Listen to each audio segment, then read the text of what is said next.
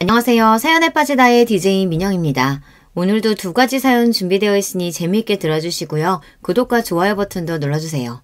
그럼 오늘의 사연도 함께 만나볼게요. 안녕하세요. 결혼식을 한 달 앞둔 예비 신부입니다. 어렸을 적부터 좋은 사람을 만나 행복한 가정을 꾸리는 것이 인생의 큰 목표 중 하나였는데요. 그 꿈이 곧 현실이 된다고 생각하니 요즘 참 가슴이 설레요. 신랑과 저는 서로 깊이 사랑하고 처음 만났을 때부터 지금까지 단 한 번도 언성을 높여 싸워본 적이 없을 정도로 사이가 좋지만 저희의 결혼 준비가 마냥 순탄하지만은 않았습니다. 지금 다시 떠올려도 드라마가 아닌가 싶을 정도로 황당한 일과 우연의 연속이었거든요. 저는 부모님의 사랑과 관심 아래 행복한 유년 시절을 보내지 못했어요. 부모님께서는 제가 10살 무렵 이혼하셨고 이혼하기 전에도 사이가 그닥 좋지 않으셨습니다. 어머니, 아버지 두 분 다 말수가 적고 무뚝뚝하신 분들이셨어요. 두 분은 선자리에서 만나 결혼하셨고 슬하에 저 하나만을 두셨습니다. 아버지께서는 항상 바깥일 때문에 바쁘셨고 어머니께서도 원래 바깥일을 하시던 분이었지만 결혼하시면서 일을 그만두시고 집에서 살림을 시작하셨어요. 아버지께서 외벌이로 가족들을 먹여 살릴 만큼 돈을 잘 버는 편이시기도 했고 처음부터 집에서 본인을 내조할 수 있는 부인을 원하셨거든요. 선자리에서 내세우신 조건도 번듯한 집안 출신에 아이 잘 키우고 내조 잘할 수 있는 조신한 여자였다고 했어요. 저희 외 조부모님은 두 분 다 교사시고 어머니도 서울의 좋은 대학을 나오셨기에 그리 경제적으로 넉넉한 집안은 아니었어도 아버지가 원하시는 조건에 어느 정도 부합했어요. 무엇보다도 어머니의 조용하고 차분한 성품이 마음에 드셨다고 했습니다. 어린 시절 저희 집안 풍경을 생각하면 언제나 정적만이 흘렀던 것 같아요. 아버지나 어머니나 두 분 다 말씀이 없으신 편이었고 저 또한 그런 집안 분위기 탓에 눈치를 보느라 항상 얌전히 굴었거든요. 솔직히 말하자면 두 분 사이에 사랑이라고 부를 만한 감정은 전혀 존재하지 않았던 것 같아요. 어렸을 적에야 당연히 부부는 서로 사랑해서 결혼하는 사이라 생각했기에 두 분이 그리 살가워 보이지 않았어도 속으로는 아니시겠지 싶었지만 두 분은 처음부터 완벽히 서로의 조건만을 보고 시작한 사이였기에 애정보다는 이해관계에 얽혀있는 사이였습니다. 어머니께서는 아버지의 경제적인 능력과 사회적 지위, 아버지께서는 집에서 얌전히 본인을 보필하고 자식을 키워줄 조신한 부인이 필요했던 것이죠. 제가 5살 배기였던 시절까지만 해도 그 이해관계는 별 문제없이 흘러가고 있었습니다. 그리 다정한 가족은 아니었어도 서로의 역할을 충실히 이행하며 가족이라는 울타리를 잘 유지하고 있었다는 뜻입니다. 그 울타리를 먼저 깨트린 것은 다름 아닌 어머니였어요. 아버지께서는 언제나 바깥일로 정신없이 바쁘셨고 늦은 밤이나 주말도 마찬가지였습니다. 돈은 차고 넘칠 만큼 벌어다 주셨지만 가족에게는 아무런 관심이 없으셨어요. 제가 어떤 유치원에 다니고 있는지, 요즘은 어떤 것에 관심이 많은지, 어떤 반찬을 편식하고 무슨 알러지가 있는지 기본적인 정보도 아무것도 알지 못하셨습니다. 저뿐만 아니라 어머니에 대한 정보도 마찬가지였어요. 어느 날부턴가 어머니께서는 식사 시간마다 아버지께 이야기를 먼저 거시기 시작하셨습니다. 거창한 이야기는 아니었고 주로 내일 저녁 식사 반찬은 뭘로 할까요? 오늘 우리 딸이 유치원에서 상을 받아왔어요. 요즘은 바쁜 일 없으신가요? 같은 평범한 주부들이라면 일상적으로 주고받을 만한 대화였어요.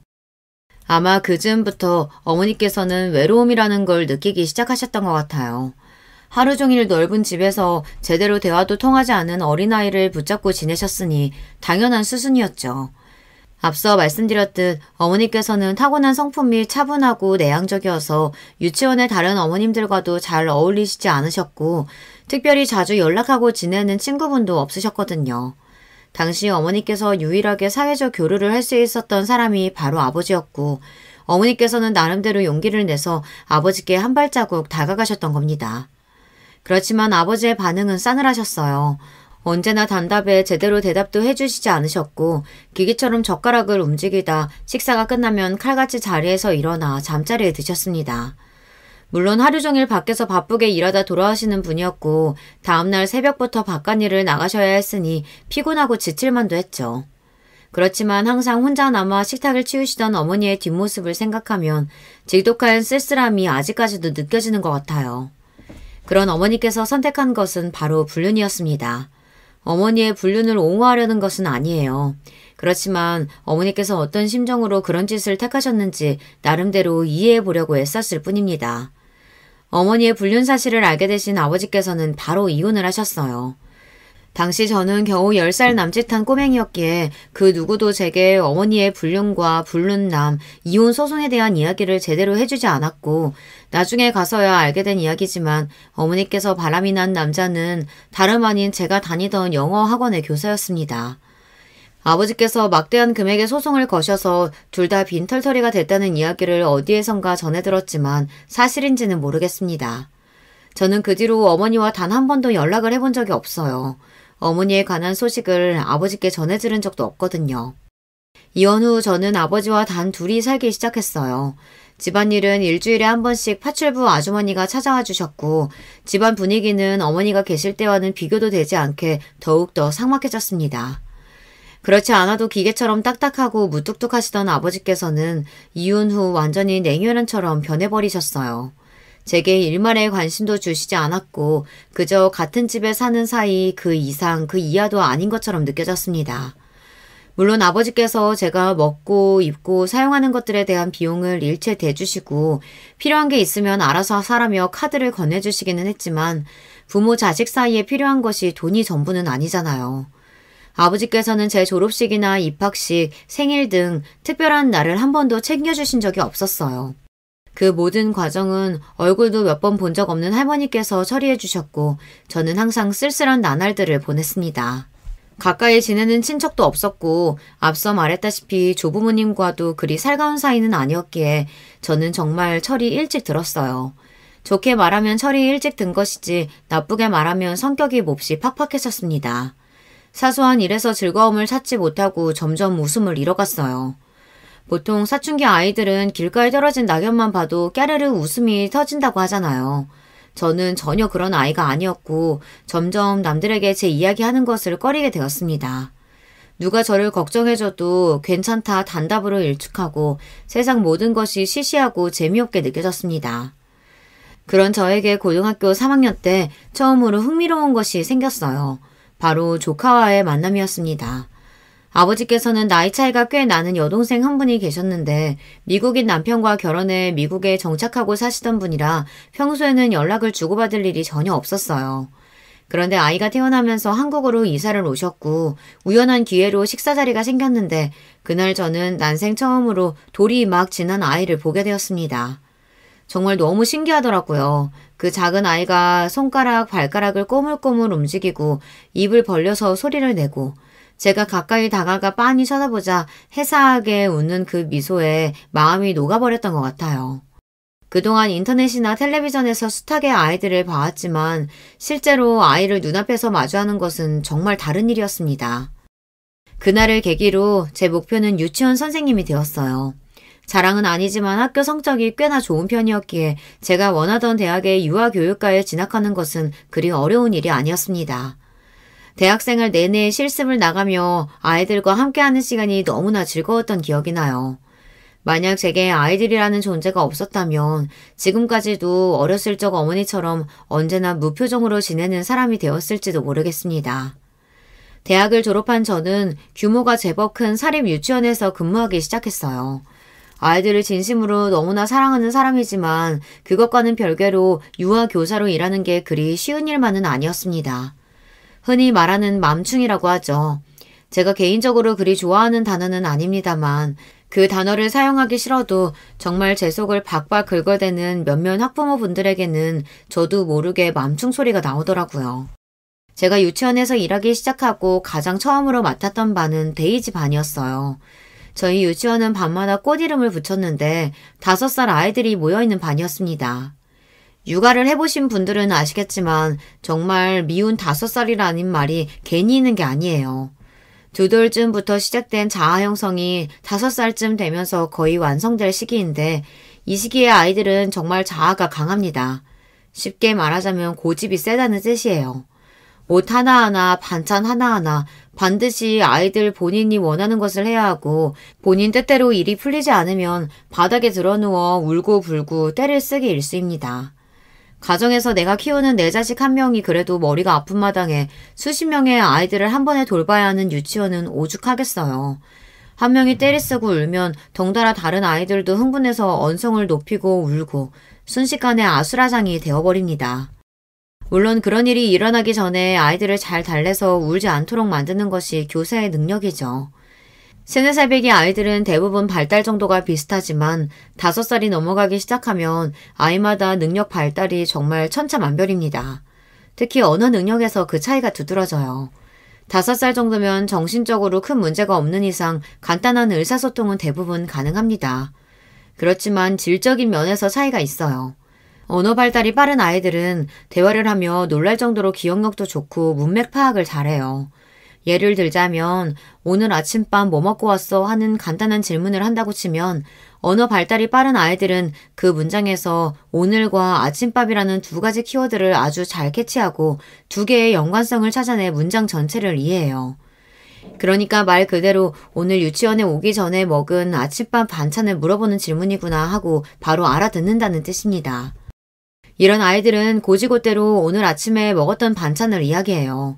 오늘 아침에 엄마가 김밥을 싸줬어요. 된장국을 먹고 왔어요. 빵 먹었어요. 등등.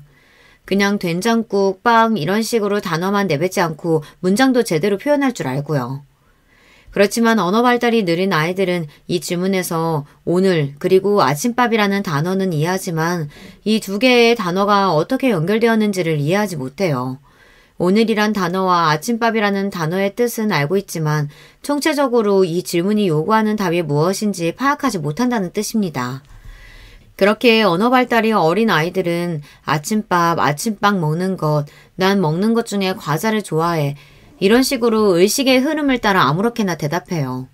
때문에 간단한 의사소통을 제외하고는 말이 잘 통하지 않습니다. 유치원에서 일하며 수많은 아이들을 살펴보는 저는 몇 마디 대화만 나눠봐도 이 아이가 언어 발달이 빠른 편이구나, 느린 편이구나를 바로 알 수 있어요. 물론 아이마다 성장 속도가 제각기 다른 법이니 발달이 조금 느리더라도 크게 걱정할 필요는 없습니다. 5살 정도가 되면 다른 아이들은 한글을 읽는데 우리 아이는 아직 기억 니은도 제대로 못해요 하시며 걱정하시는 학부모님들이 많이 계시는데요. 옆집 아무개는 36개월의 책을 줄줄 읽었네. 글짓기까지 하네. 그런 이야기들을 들으며 내가 못난 부모라 우리 아이가 발달이 느린가 보다 하고 자책하시는 분들이 태반입니다. 하지만 수년간 아이들을 가르쳐본 유치원 교사로서 개인적인 의견을 말씀드리자면 그런 걱정은 전혀 할 필요가 없습니다. 지난달까지만 해도 기억 니은조차 읽을 줄 몰랐던 아이가 일주일 만에 단어를 쓰고 말하는 경우도 여러 봤습니다. 학교에 입학하기 2달 전까지 한글을 제대로 읽고 쓰지도 못해서 발달장애가 아닌가 싶었던 아이도 입학 전 그 짧은 기간 동안 뚝딱 글을 캐치하기도 하고요. 정말 아이별로 천차만별 달라지는 게 성장 속도예요. 자폐나 ADHD 같은 큰 문제가 있는 경우가 아니라면 시간이 지나면 자연스레 또래 아이들과 비슷한 수준으로 성장하니 조금 불안한 마음이 생기더라도 열린 태도로 아이들을 바라봐주는 것이 중요합니다. 물론 말이 쉽지 본인 자식이 나이에 비해 말도 어눌하고 행동도 어리숙하면 걱정되는 것이 부모 마음이죠. 그럴수록 부모들은 집에서 아이에게 책 읽기를 강요하거나 강압적인 모습을 보이는데요. 집뿐만 아니라 유치원 교사들에게도 그런 스트레스와 불안 증세로 인해 히스테리를 부리게 됩니다. 이런 경우 유치원에서 아이를 제대로 교육하지 못해서 발달이 느린 거 아니냐, 우리 아이를 다른 아이들과 차별 대우해서 아이가 이런 게 아니냐, 교사를 무차별적으로 탓하고 비난하시곤 해요. 아이들을 가르치는 직업이긴 하나 아동 교사도 어찌 보면 서비스업 중 하나라고 볼 수 있습니다. 학부모님들의 민원이나 요청을 들어드리고 꾸준히 아이들을 저희에게 믿고 맡기실 수 있게 관리를 해야 하니까요. 그런 점에서 학부모님들이 저희에게 아이의 교육에 관련해 의문점을 제기하고 특별한 요청을 하신다면 대부분 들어드리려고 노력하는 편입니다. 그리고 저희의 입장을 충분히 설명해드리고 최대한 조율을 하기 위해 애쓰죠. 그런 저희의 노력을 알아봐 주시고 꾸준히 아이를 믿고 맡겨주시는 학부모님들은 참 감사한 마음입니다. 하지만 아무리 저희가 열심히 노력하고 진심으로 아이들을 사랑하고 아껴준다고 한들 저희의 모든 행동에 불만이 있는 학부모님들이 꼭 계시기 마련이더라고요. 지금도 가장 기억 남는 일은 제가 유치원에서 일한 지 3년여가 지났을 무렵 벌어졌던 사건입니다. 앞서 제가 5살 아이들이 모여있는 데이 집안을 맡게 되었다고 말씀드렸죠. 미운 5살과 3년 가까이 부대끼고 살다 보니 이제 웬만한 일에는 눈 깜짝 안 하고 순식간에 처리할 수 있을 정도로 베테랑이 되어가던 차였어요. 그 해에 우빈이라는 남자아이가 먼 지역에서 이사를 와 6월경에 저희 유치원에 들어오게 되었습니다. 나이는 6살이었지만 6살 반이던 튤립반에 공석이 없어 부득이하게 저희 데이 집안 학생이 되었어요. 알고 계시는 분들도 몇몇 계시겠지만 남자 아이들의 뇌발달은 보통 여자 아이들의 뇌발달보다 1년 정도 느린 편입니다. 때문에 남자 아이들에 비해 여자 아이들이 언어도 빨리 깨우치고 뭐든 빨리빨리 하는 편이에요. 오빈이는 다른 아이들보다 나이가 1살이 많기는 했지만 남자 아이이기도 했고 상담 결과 원장님께서 오빈이가 발달이 조금 느린 편이라 데이 집안에 들어가도 충분히 잘 섞일 것 같다는 결론을 내셨어요. 하지만 오빈이 어머님의 생각은 좀 달랐습니다. 솔직히 그 여자에게 어머님 하면서 좋은 명칭을 사용해주고 싶지도 않아요. 오빈이가 저희 유치원에 들어온 이후 제가 그 여자에게 시달렸던 걸 생각하면 정말 끔찍하거든요. 그 여자는 본인 아들이 왜 아들보다 모자란 아이들 사이에서 교육을 받아야 하는지 모르겠다고 고래고래 언성을 높였습니다. 원장님과 제가 모자란 아이들이 아니라 나이가 1살 어린 것뿐이다. 지금 6살 반에 공석이 없기도 하고 가끔 이런 경우가 종종 있다. 아이들마다 발달 속도도 느리고 이 나이 무렵의 1살 차이는 사실 그렇게 큰 차이가 있지 않다. 아무리 좋게 설명을 드려도 그 여자 귀에는 그저 본인 아들이 다른 아이들보다 모자라서 열애되었다고 들리는 것 같았습니다. 한참 실랑이 한 끝에 원장 선생님께서는 결국 데이 집안이 그렇게 싫으시면 저희 유치원에서는 댁 아드님을 받아들일 수 없을 것 같다. 튤립반에는 공석이 없고 그렇다고 댁의 아드님만 예외로 받아주면 앞으로 이런 경우가 생겼을 때 우리 입장이 곤란해진다 못을 박으셨어요. 끝까지 때를 쓰면 본인 말을 들어줄 거라고 생각했었는데 그 여자는 좀 당황스러워 보이는 얼굴이었습니다. 그쪽이 대입 집안 교사라고 했죠? 우리 우빈이 좀 특별히 신경 써서 봐주세요. 하도 어쩔 수 없다고 하니까 제가 참는 거예요. 그러더니 갑자기 제게 말을 톡 쏘고는 특별히 봐준다는 듯이 이야기를 하는데 그때부터 예감이 좀 안 좋았어요. 이 여자 만만치 않은 사람이겠구나 하는 생각이 들었거든요. 앞서 말했듯 각종 괴상한 부탁을 하거나 교사에게 인격 모독적인 말을 하시는 학부모님들이 참 많아요.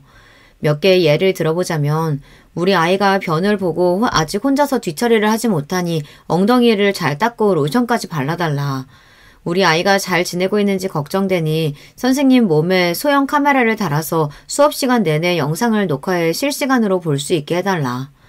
아이들 정서상 좋지 않으니 항상 목 끝까지 가리는 옷만 입고 출근해라. 심지어 저희 유치원은 출근 후 갈아입는 교사용 원복이 정해져 있는데도 출퇴근 시에 아이들을 마주칠 수 있다며 제 옷차림에 간섭하시는 학부모님들도 있었어요. 근무 시간 외에 개인적인 연락을 하는 것은 물론이고 제 개인 SNS 프로필 사진에 수영장에서 찍은 사진을 올렸더니 어떻게 아이들 가르치는 교사라는 사람이 이런 차림으로 사진을 찍을 수 있냐며 저를 훈계하시던 분도 계셨어요. 거짓말 같지만 전부 정말 사실입니다. 처음에는 그런 분들께 일일이 제 사정을 설명하고 그럴 수 없는 이유와 죄송한 마음을 표현하고 최대한 좋게 마무리를 하려고 했지만 세상에는 상식이라는 게 통하지 않는 사람들이 참 많더라고요. 교육 수준과 경제적 형편과 인성 수준은 완전히 별개인 것 같다는 생각을 여러 번 했습니다. 번듯한 집안에 떵떵거리며 잘 사는 집안 아이인데도 부모가 정말 상상 초월의 무개념인 경우도 많고 가난한 집 아이인데도 가정교육을 아주 잘 받고 자라 똑똑하고 배려심이 넘치는 아이들도 많아요. 그런 아이들은 높은 확률로 부모님께서 인격적으로 훌륭하신 분들이더라고요. 본론으로 돌아와서 다시 우빈이 이야기를 하자면 그렇게 저희 데이 집안에 합류하게 된 우빈이는 첫날부터 말썽이었습니다. 우빈이는 언어 발달이나 행동 발달은 느렸어도 덩치가 꽤 큰 편이었어요. 다른 아이들과 20cm가량 차이가 날 정도로 정말 머리에 하나가 위로 쑥 솟아있는 느낌이었습니다. 보통 5살쯤 되면 아이들이 성역할에 대해서 학습할 나이잖아요. 여자 아이들은 공주놀이와 분홍색 옷, 물건에 푹 빠져있고 남자 아이들은 항상 싸움놀이를 합니다. 이 시기에 남자 아이들은 조금이라도 분홍색이 들어가 있는 옷을 주면 난 여자 아냐 하고 거부하고는 해요. 분홍색 옷을 꼭 여자들만 입는 것이 아니라고 설명을 해줘도 고집불통입니다. 남자아이들은 하루 종일 총싸움, 칼싸움을 하며 놀고 친구보다 힘이 세고 강해지는 것에 관심이 많아요. 싸움놀이를 통해 본인의 힘을 과시하려고 하고 본인이 놀이에서 졌을 경우에는 하루 종일 우울해 있거나 울음을 터뜨리기도 합니다. 우빈이도 역시 다른 남자아이들과 마찬가지로 싸움놀이에 관심이 많았어요. 앞서 말씀드렸다시피 우빈이는 다른 아이들에 비해 머리 하나가 더 클 정도로 덩치가 컸는데요. 그러니 당연히 싸움놀이를 하는 족족 우빈이가 이기기 마련이었습니다. 우빈이는 싸움놀이에서 진 친구를 심하게 괴롭혔어요. 보다 못한 제가 우빈아, 친구들끼리 사이좋게 지내야지 하며 말리려 들자 제게 장난감 칼을 휘두르며 위협하더니 결국 주먹으로 세게 때리기까지 하더군요. 팔뚝에 멍이 들 정도였고 순간 너무 화가 났지만 침착하게 아이를 제압하고 자리에 앉혔어요. 이런 행동은 옳지 못한 행동이다. 우빈이가 아무리 화가 나도 상대방을 때려서는 안 된다 설명해 주었지만 아이는 도통 제 말을 들을 생각을 하질 않았습니다. 우빈이가 제게만 폭력성을 보인다면 그나마 다행이었지만 5살 배기 아이가 상대를 가려가며 손을 휘두르지는 않죠.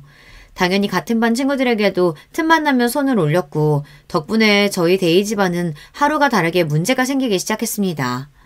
저는 최선을 다해 우빈이를 돌봐주고 문제가 없도록 만들려 애썼지만 저 혼자 10대명의 아이를 돌봐야 하는데 하루 종일 우빈이 옆에 붙어 일거수일투족을 신경 써줄 수는 없었어요. 보통 아이가 이렇게 폭력성을 보이는 경우는 학부모님들에게 말씀드리고 가정에서 특별히 지도해 주시기를 부탁드리는데 우빈이 같은 경우는 어머니께 연락드리기가 좀 꺼려졌습니다. 이미 전적이 있기도 했고 이 이야기를 꺼내봤자 우리 애가 뭘 그렇게 잘못했다고 그래요 하면서 바로 화를 내게 뻔해 보였어요. 아이의 폭력성은 담당 교사가 노력한다고 해서 하루아침에 고쳐질 문제가 아니기 때문에 부모님의 협조가 무엇보다 중요한데요. 이 일을 어떻게 해결해야 할까 참 머리가 아팠습니다. 원장 선생님께서도 우빈이의 폭력성에 대해 잘 알고 계셨고 함께 고민을 해본 결과 일단은 학부모님께 말씀드리는 것이 맞다는 결론이 나왔습니다. 우빈이 정도의 폭력성이면 가정에서도 이를 알고 있을 확률이 높았고 아무리 저희끼리 고민해봤자 답이 없는 문제였거든요. 그렇게 정말 내키지 않았지만 우빈이 어머님께 연락을 드렸고 반응은 역시나 예상했던 대로였습니다. 우리 아들이 다른 애들을 때렸다고요? 그럴 리가 없는데. 그 애가 먼저 우리 아들 괴롭힌 거 아니에요? 애들끼리 싸우는 동안 교사는 도대체 뭘 하고 있는 거예요? 저는 차분히 지금까지 이런 일이 여러 번 발생했고 최선을 다해 우빈이를 이끌어주려고 했지만 쉽지 않다. 이 시기 남자아이들에게 폭력성이 발생하는 건 드문 일이 아니다. 저뿐만 아니라 가정에서도 교육을 시켜주셔야 한다. 상황을 설명드렸습니다. 그러나 역시 그 여자는 제 이야기를 듣는 건지 마는 건지 혼자서 북치고 장구치고 화를 내다 갑자기 저희 유치원을 고소하겠다고 큰 소리를 냈어요. 당신들 아동학대로 다 고소할 거야. 콩밥 먹게 해줄 거라고. 알겠어? 진정하시라고 몇 번이고 말씀드렸지만 아무런 효과가 없었고 그 여자는 정말로 저희 유치원을 아동학대 혐의로 고소했습니다. 제대로 된 증거 하나 없는 고소였지만 아동학대가 워낙 민감한 사안이다 보니 경찰 쪽에서 조사를 나오게 되었어요. 그 과정에서 정말 스트레스가 많았고 개인적으로나 공적으로나 힘든 시간을 보냈습니다. 아무리 혐의가 없다고 하더라도 일단 아동학대로 고소를 당한 적이 있는 유치원이라면 학부모로서 그 유치원에 아이를 맡기고 싶지 않아지는 게 당연하잖아요. 조사를 받았다는 소문이 동네에 쫙 퍼졌고 저희 유치원은 그 소문 덕에 원생을 많이 잃게 되었습니다. 솔직히 말해서 그 여자가 정신병자가 아닌가 생각하기도 했지만 나중에 알고 보니 멀쩡히 회사까지 다니고 있는 그것도 대기업에서 한 자리 차지하고 있는 너무나 평범한 회사원이었어요. 어떻게 저런 비상식적인 인간이 멀쩡한 척 다른 사람들과 문제없이 사회생활을 할 수 있는 건지 지금 생각해도 이해가 잘 가지 않아요. 그 여자에게 유일하게 고마운 점이 하나 있다면 그 여자가 저희 유치원을 고소한 덕에 제가 지금의 신랑을 만날 수 있었다는 사실입니다. 저희 예비 신랑은 이 사건을 담당했던 검사예요.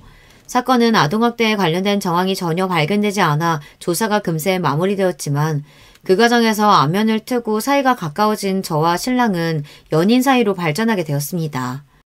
나중에서야 들었던 말이지만 신랑은 저를 보고 첫눈에 반했었다고 하더라고요. 어렸을 적부터 유치원 선생님처럼 다정하고 친절한 여자가 이상형이었다나요.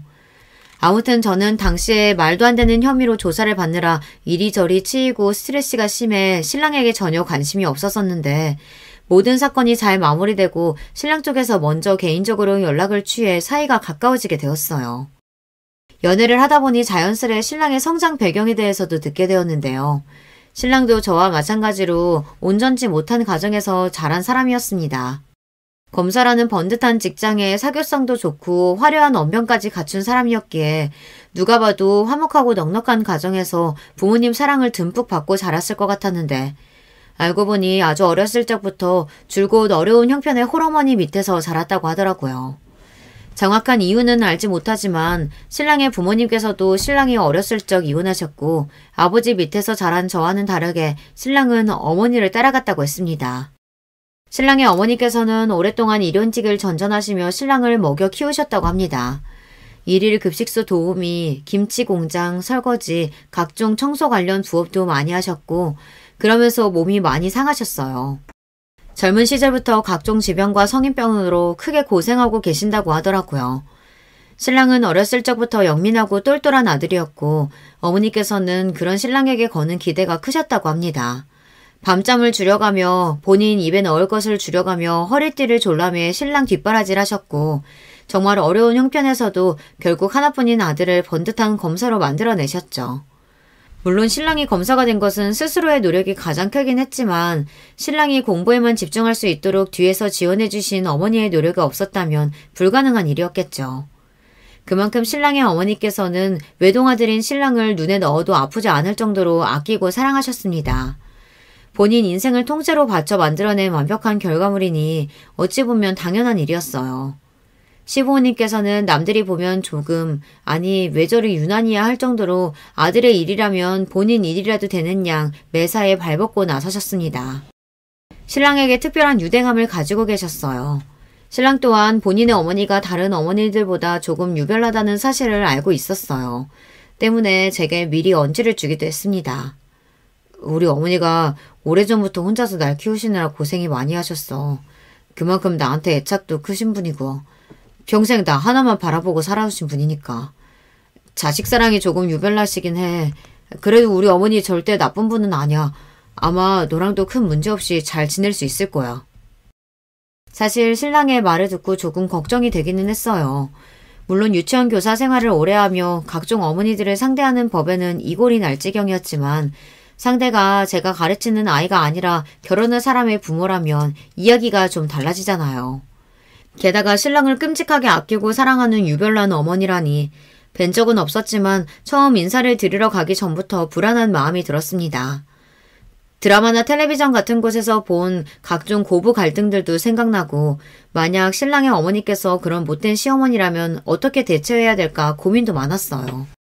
신랑의 평소 성격을 미뤄봤을 때 중간 다리 역할을 잘 하긴 할 것 같았지만 뭐든 겪어보기 전엔 모르는 거니까요.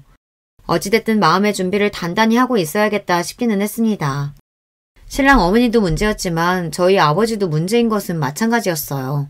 저는 대학을 졸업한 이후 아버지와 연락을 거의 주고받지 않고 있거든요. 신랑과의 교제 사실도 물론 말씀드리지 않았었고요. 결국 결혼하겠다고 남자를 데려가면 어떤 반응이실지 도무지 상상이 가질 않았습니다. 신랑은 제 어두운 가정사를 다 알고 있었기에 굳이 제게 아버지에 대한 이야기를 먼저 꺼내지 않았습니다. 때가 되면 제가 알아서 소개를 시켜주겠거니 생각하는 것 같았습니다. 오랜만에 아버지께 연락을 드려 약속을 잡았고 아버지께서는 예상하셨던 대로 신랑이 어떤 사람인지 무슨 직업을 가졌는지 어떻게 만나게 됐는지 등등 궁금한 것이 하나도 없으셨어요. 결혼할 사람을 소개시켜드리고 싶다는 제 말에 그저 알겠다 답만 보내오셨습니다. 결혼 날짜가 잡히자 신랑은 그제서야 저희 아버지에 대해 궁금했던 것들을 물어봤어요. 어떤 일을 하시는 분인지, 식사 때 어떤 점을 조심해야 하는지 등등 기본적인 질문이었습니다. 우리 아버지도 젊었을 적에 검사셨어. 지금은 변호사로 일하고 계시고. 실은 저희 아버지께서도 젊은 시절 열정이 넘치는 검사셨어요. 하루가 멀다 하고 사건을 맡아 조사하고 범죄자들과 싸우느라 눈코 뜰 새 없이 바쁘신 분이었죠. 덕분에 가정에 소홀해져 이혼이라는 결과를 맞았고요. 그렇기 때문에 사실 전 신랑과의 결혼이 처음에는 조금 망설여졌습니다. 타고난 성품이 다정한 사람이라 아버지와는 다르게 가정적인 남편이 될 것 같긴 했지만 직업 특성상이라는 걸 마냥 무시할 수는 없잖아요. 연애 시절부터 이리저리 돌아다니며 조사하느라 많이 바빠 보이기도 했고요. 아버지께서 본인과 같은 검사 출신이라는 이야기에 신랑은 굉장히 의외라는 반응이었습니다. 그러면서 용케도 검사인 본인과 결혼할 생각을 했다며 그렇게 자기가 좋냐고 우스갯소리를 하더라고요. 사실 나도 티를 안 냈지만 걱정 많이 됐었어. 얘기만 들어도 워낙 무뚝뚝하고 근엄하신 분일 것 같아서. 그래도 같은 법조인이시라니 나랑 통하는 점이 조금이라도 있지 않을까? 장인어른 마음에 들 수 있도록 노력해볼게.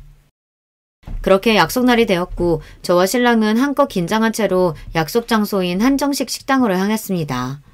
굉장히 오랜만에 아버지를 만나는 자리이기도 했고 만에 하나 아버지께서 신랑을 마음에 들어하지 않으면 어떡하지 하는 생각이 들기도 했어요. 떨리는 마음으로 먼저 식당에 도착해 아버지를 기다리고 있는데 미닫이 문이 열리고 아버지께서 안으로 들어오시는 순간 신랑이 너무 깜짝 놀라며 자리에서 벌떡 일어났습니다. 아니, 자네가 여긴 어떻게? 알고 보니 저희 예비 신랑과 아버지께서는 이미 안면이 있는 사이였어요. 남편이 햇병아리 검사였던 시절 같은 부서 선배였던 아버지께서 남편을 많이 도와주셨다고 하더라고요. 그때부터 신랑은 저희 아버지를 은사처럼 여기고 모셨다고 하는데 아버지께서 직업을 옮기신 후로 연락이 뜸해져 최근에는 소식을 몰랐다고 합니다. 일 그만두셨다는 얘기는 전에 들었는데 이렇게 다시 뵙게 될 줄은 정말 몰랐습니다. 제가 진작 연락드리고 찾아뵀어야 하는 건데 이런 인연이 다 있네요. 어렸을 적부터 제게는 그렇게 무뚝뚝하고 남이나 다름없을 정도로 냉정하셨던 분이 일터에서는 신임받는 선배였다니 기분이 좀 이상하긴 했어요. 신랑 말고도 같은 부서에 소속되어 있던 검사들이 전부 아버지를 존경하고 잘 따랐다고 하더라고요. 세상 좁다더니 참 이런 인연이 다 있구나 싶었습니다. 걱정했던 것이 무색하게도 자리는 즐거웠고 큰 문제 없이 좋은 분위기 속에서 잘 마무리되었어요. 신랑은 본인이 초보 검사였던 시절 아버지께 정말 도움을 많이 받았다며 다시 생각해도 어떻게 이런 인연이 있을 수 있는지 신기해했습니다. 그렇게 저희 아버지 쪽은 잘 해결되었고 남은 것은 신랑의 어머니였어요. 앞서 말씀드렸듯이 신랑 어머니께서는 신랑에게 좀 유난하신 분이에요. 신랑은 괜찮을 거라 말했지만 사실 전 조금 걸리는 부분이 있습니다. 신랑과 한창 결혼 이야기가 오가기 시작했을 무렵부터 저는 스토킹 비슷한 것을 당하고 있었어요. 첫 시작은 유치원으로 걸려오는 전화였습니다. 웬 여자가 저를 찾는 전화가 왔다기에 부름을 받고 전화를 받아보면 수화기 너머에서는 아무 대답이 없었어요. 그런 일이 몇 번 반복되자 원장 선생님께서는 누구신진 모르겠지만 한 번만 더 이런 식으로 장난 전화를 하면 경찰에 신고하겠다 말씀하셨죠. 그 이후로는 연락이 오지 않았습니다. 깨림직했던 것은 전화를 걸어온 여자가 정확히 제 이름을 말하며 저를 찾았다는 사실이었어요. 그날 이후로 유치원에 저를 찾는 전화는 오지 않았지만 더욱 소름 돋는 일이 일어났습니다.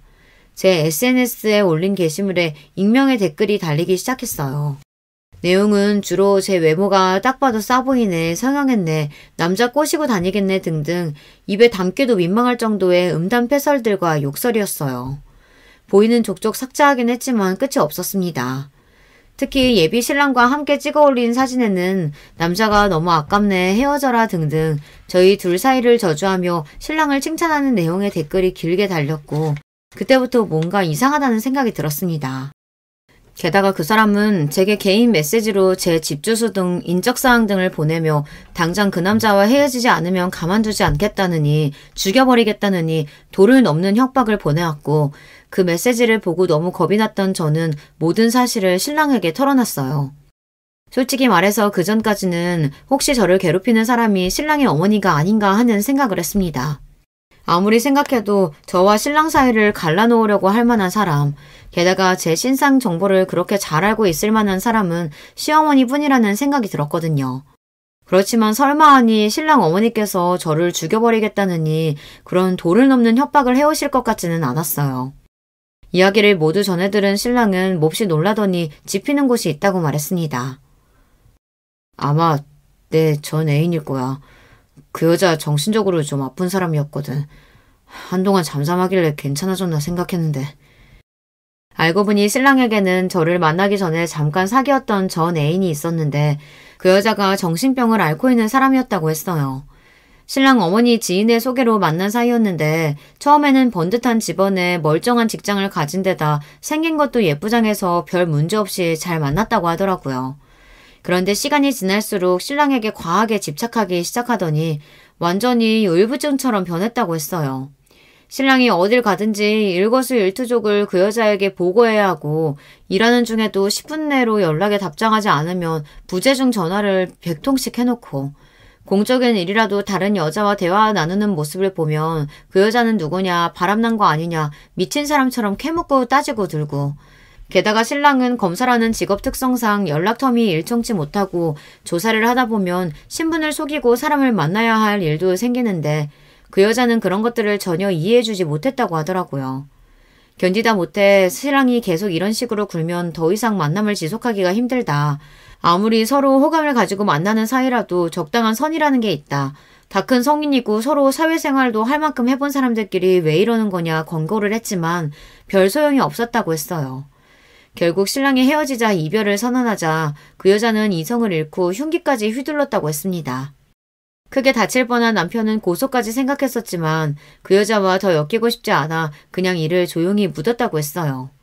그렇게 헤어지고 나서도 한동안 끈질기게 집 앞까지 찾아오질 않나 전화나 메시지를 끊임없이 걸어대는 통에 결국 연락처도 바꾸고 이사도 갔다고 하더라고요.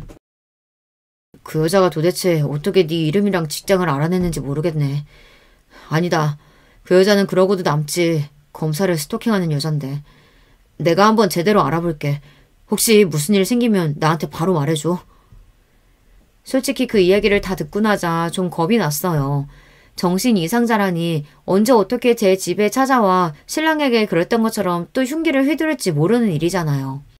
그동안은 댓글을 남기는 사람이 신랑의 어머니일지도 모른다고 생각했기 때문에 선뜻 꺼내지 못했던 이야기인데 아니라는 사실을 알게 되자 더 이상 결혼을 미룰 이유가 없다는 판단이 들었어요. 신랑에게 당장 어머니께 인사드리러 가고 싶다는 뜻을 내비쳤습니다. 제 집 주소를 다 알고 있는 여자에게 살해 협박까지 받은 마당에 아무렇지 않게 평소처럼 지내기도 어려웠고요. 하루빨리 신랑과 결혼해 살림을 합쳐야겠다는 생각이 들었어요. 그렇게 시댁에 처음으로 인사를 드리러 가게 되었습니다. 스토킹 문제도 있었지만 애초에 시어머니께서 저를 그닥 달가워하시는 느낌은 아니었기에 긴장을 하지 않을 수 없었어요. 신랑은 잔뜩 긴장해 손까지 덜덜 떠는 저에게 괜찮을 거라며 어머니께서도 말씀은 그렇게 하셨어도 막상 저를 만나면 분명 마음에 들어 하실 거다. 긍정적인 말을 건넸지만 걱정은 그리 쉽게 사라지지 않았습니다. 그렇게 시댁으로 들어섰고 시어머니께서는 무려 현관 앞까지 나와 저희를 기다리고 계셨어요. 어머니 안녕하세요. 떨리는 목소리로 인사를 건넸고 그 순간 시어머니께서 저를 보자마자 냅다 빽 소리를 지르셨습니다. 네가 우리 아들 꼬신 그년이냐? 이 년이 어디서 감히 남의 집 귀한 아들을 그것도 애인 있는 남자를 꼬셔? 그래놓고 어딜 뻔뻔하게 인사까지 하러 와? 저를 마음에 들어 하시지 않을 거라고는 생각했지만 이렇게까지 격한 반응일 거라고는 전혀 생각하지 못했어요. 그때의 당혹스러움은 아직도 잊혀지지가 않습니다. 면전에 대고 2년 전년 욕을 하시질 않나 게다가 하신 말씀도 너무나 충격적이었어요. 애인 있는 남자를 꼬셨다뇨. 순간 어안이 봉봉해 말문이 막혔고 그건 신랑도 마찬가지인 것 같았어요. 어머니 갑자기 왜 이러세요? 애인 있는 남자 꼬셨다뇨. 그게 무슨 말씀이세요? 넌 가만히 있어. 어디 여자가 궁해서 이런 꽃뱀 같은 년한테. 시어머니께서는 거기서 멈추지 않고 현관에 놓여있던 빗자루를 집어드셨어요. 금방이라도 저를 두들겨 패실 듯한 기세에 신랑이 혼비백산한 얼굴로 빗자루를 뺏어들며 시어머니를 말렸습니다. 도대체 무슨 오해를 하시는 거예요? 어머니, 김수환 검사님 아시죠? 제가 말씀 많이 드렸잖아요. 제 은사님이요. 이 사람 그분 딸이에요. 신랑의 입에서 나온 말에 시어머니께서는 눈을 동그랗게 뜨시더니 너무나 놀란 표정이 되셨어요. 얘가 그분 따님이라고 하며 몇 번이고 되물으시는데 전혀 생각지도 못했다는 듯 몹시 당황스러워 보이더라고요. 신랑은 제가 왜 거짓말을 하겠냐며 일단 좀 진정하고 앉아서 얘기하자며 시어머니를 이끌고 탁자로 향했습니다. 사건의 전말은 이랬어요. 신랑의 전 여자친구라던 그 스토커 여자와 신랑이 어떻게 만나게 되었는지 기억하시죠? 네, 다름 아닌 시어머니 지인의 소개로 만난 사이였죠. 시어머니께서는 전 여자친구를 몹시 좋게 보셨다고 해요. 조건만 따지자면 여러모로 부족할 것 없는 사람이었고 지인의 소개로 만났는데다 시어머니께 싹싹하게 굴고 부칩성도 좋아 시어머니께서는 그 여자와 가까이 지내셨다고 합니다. 신랑 없이 둘이서 식사를 하기도 하고 며느리와 시어머니처럼 쇼핑을 다니기도 하고요. 시어머니께서는 당연히 신랑이 그 여자와 결혼할 거라고 생각하셨다고 합니다.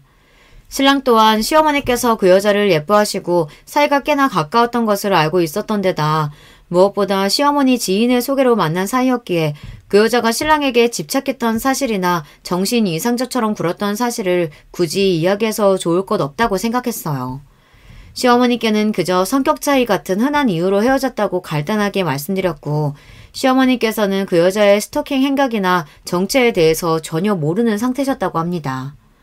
그렇게 얼마 후 신랑은 저와 연애를 하기 시작했고 신랑의 SNS를 통해 저의 존재를 알게 된 그 여자는 뻔뻔하게도 시어머니께 연락을 했던 거예요. 실은 본인과 신랑이 헤어진 이유는 제가 신랑을 꼬여냈기 때문이고 신랑을 진심으로 사랑하지도 않으면서 팔자나 고쳐보려고 검사를 꼬신 별 볼 일 없는 여자라고 살살 거짓말을 하면서요. 평소 그 여자를 좋게 생각하고 계셨고 둘이 헤어진 것을 내심 아쉬워하셨던 시어머니께서는 그 여자의 말을 철석같이 믿고 저와의 결혼을 반대하셨던 거예요. 시어머니 생각에 저는 뻔뻔하게도 애인 있는 남자를 팔자 한번 고쳐보려고 꼬리쳐서 뺏은 천하의 못된 년이었으니 반응이 좋게 나올 리가 만무했던 것입니다. 모든 사실을 알게 된 신랑은 기겁하며 사실 그 여자와의 사이에서 이런 일이 있었다. 갈수록 집착이 너무 심해져서 더 이상 견디지 못해 헤어졌던 것이다. 완전히 정신병자가 따로 없었다. 어떻게 그런 식으로 헤어져 놓고 어머니한테까지 연락을 할 수 있는지 상식선에서 이해가 가지 않는다며 그동안의 일들을 모두 설명해 주었어요. 그리고 오히려 피해자는 그 여자가 아니라 저였다며 제 SNS 게시물에 달린 비정상적인 댓글들을 보여주고 그동안 제가 당했던 피해들에 대해 시어머니께 설명드렸어요. 처음에는 저와 남편 말을 도무지 믿기 힘들어 하시던 시어머니께서도 SNS 댓글들을 보여드리고 저희 아버지 이야기까지 드리며 설명하니 결국엔 받아들이시더라고요. 남편이 초보 검사였던 시절 아버지께 도움을 받았던 이야기를 시어머니께도 많이 했었대요. 나중에 저희 아버지처럼 되고 싶다고 하도 자주 이야기를 했던 탓에 시어머니께서도 아버지 이름까지 다 기억을 하고 계시더라고요. 어렸을 적부터 가정의 소홀에 줄곧 원망스럽기만 했던 아버지였는데 막상 제가 새로운 가정을 꾸리려고 할 때 도움이 되다니 기분이 좀 이상하긴 했습니다. 시어머니께서도 세상에 어떻게 이런 인연이 다 있냐며 몹시 신기해하셨어요. 그렇게 시어머니와 저는 서로 가지고 있던 오해 아닌 오해를 무사히 풀게 되었고 시어머니께서는 본인이 잘 알지도 못하면서 너무 함부로 사람을 판단했던 것 같다며 미안하다 제게 먼저 사과를 해오셨습니다. 저는 그런 시어머니께 아니다. 속인 사람이 잘못이지 속은 사람이 무슨 잘못이냐. 충분히 그러실 만한 상황이었다. 저 같아도 착각할 만했다. 어머니의 사과를 받아들이고 나름대로 화기애애하게 자리가 마무리되었습니다. 그 뒤로도 그 여자는 상황 파악이 안 됐는지 시어머니께 또 연락을 해왔다고 하더라고요. 때마침 옆에 있던 신랑이 그 전화를 받고는 한 번 더 이런 식으로 말도 안 되는 소문 퍼뜨리고 연락하거나 귀찮게 굴면 정말 깜빵에 쳐넣겠다며 호통을 쳤다고 합니다. 그 호통이 제대로 먹혀들었던 건지 아니면 더는 무슨 짓을 해도 소용이 없을 거라 생각한 건지 그날 이후로 지금까지는 별일 없이 잠잠합니다. 솔직히 아직도 마음이 마냥 편하지는 않아요. 정신적으로 많이 아픈 사람이니 혹시 홧김에 무슨 일을 저지르기라도 할까 걱정도 되고요. 신랑도 이런 제 마음을 알고 매일같이 본인 차로 저를 출퇴근시켜주고 있어요. 걱정이 되긴 하지만 그래도 신랑이 항상 제 곁에 있으니 든든한 마음이 큽니다. 이제 2달 뒤면 결혼식인데 시간이 정말 빠르게 흐르는 것 같아요. 하루빨리 어렸을 적부터 꿈꿔왔던 따뜻하고 행복한 가정을 꾸려가고 싶습니다. 채널에 올라오는 다른 고부 갈등들에 비하면 제 사연은 나름대로 순한 맛이긴 하지만 태어나 처음 보는 사람에게 빗자루로 얻어맞을 뻔한 적은 처음이라 저한텐 꽤 충격이 큰 사건이긴 했어요. 그래도 이제 와서는 모두 잘 해결된 일이고 천만함에서 제게 2년전년 하며 소리를 지르셨던 시어머니께는 지난 걱정들이 무색하게도 지금은 완전히 다른 사람이 되셔서 저를 몹시 예뻐해 주십니다. 하나뿐인 아들인 만큼 장가 보내기가 참 아쉬울 텐데 어떻게 보면 제가 어머님 아들을 뺏어가는 것이나 마찬가지니 그만큼 제가 친딸처럼 더 잘해드려야겠다는 생각이 들어요. 아무쪼록 앞으로 저희 가족의 앞날에 문제없이 언제나 행복만이 가득하기를 바라며 글을 마무리하겠습니다. 감사합니다. 여러분, 두 번째 사연 시작하기 전에 좋아요, 구독 꼭 눌러주실 거죠? 그럼 두 번째 사연 바로 시작합니다. 안녕하세요. 저는 사회생활과 집안살림, 두 마리 토끼 모두 욕심내며 살고 있는 중년 여자예요. 제가 평소에 유튜브 보는 걸 정말 좋아하는데 그중에서 가장 시간을 많이 쏟는 건 역시나 삿바 채널이에요. 한 편씩 틀어놓는 게 마치 하루 일과처럼 되어버렸네요. 그리고 저는 유튜브를 통해서 그날 우리나라 곳곳에서 일어난 소식을 접하기도 해요. 옛날과는 다르게 출생률 절벽으로 아기 울음소리를 듣기 어려워졌음에도 불구하고 오히려 옛날 그때에는 잘 접하기 어려웠던 아이들 관련해 부정적인 뉴스들이 많이 올라오는 것 같더라고요. 다들 공감하실 거예요. 저도 자식 둔 엄마라 그런지 이런 아이들 관련해서 이런저런 안 좋은 뉴스들을 접하고 나면 심경이 착잡합니다. 이 사회에 큰 이바지를 하진 못하더라도 민폐는 끼치지 않는 인물로 키워내야지 하는 다짐을 때마다 하고 있네요. 제가 이런 이야기를 하는 이유는 말이죠. 제법 파란만장한 어린 시절을 보낸 당사자가 다름 아닌 저이기 때문이에요. 제 나이 7살에 저를 낳고 길러주신 친부모께서는 이혼을 하셨습니다. 당신이 데려가서 키워. 나보고 애 못 본다, 육아에 소질없다 이러면서 맨날 불평불만 터뜨렸던 거 당신 아니야? 그러니까 당신이 애 데리고 가서 키우라고. 왜 딸내미를 내가 키워야 되는데? 당연히 딸은 아빠가 아니라 엄마가 키워야 하는 거 아니야? 나는 내가 키워야 될 거라고 생각해 본 적 없어. 이혼하면 무조건 당신이 키울 거라 생각했지. 그리고 아직 학교도 들어가지 않았던 그 어린 자식을 사이에 두고 주분께서는 첨예한 대립을 이어나가셨어요. 서로 키우고 싶다면서 양육권을 주장한 게 아니라 오히려 서로 키우기 싫다면서 짐을 떠안기 싫으셔서 난리도 아니었습니다. 흔히 미운 나이 7살이라고 하지 않나요? 머리 커졌다고 떼쓰고 말썽 피우고 한창 그럴 나이죠. 그래서 제 동네 친구들은 하나같이 그때 장난꾸러기들이었어요.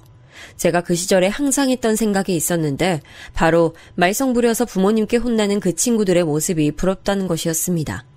저는 부모님 관심과 애정이 늘 고픈 아이였어요. 어린아이의 세상이 크면 얼마나 크겠나요?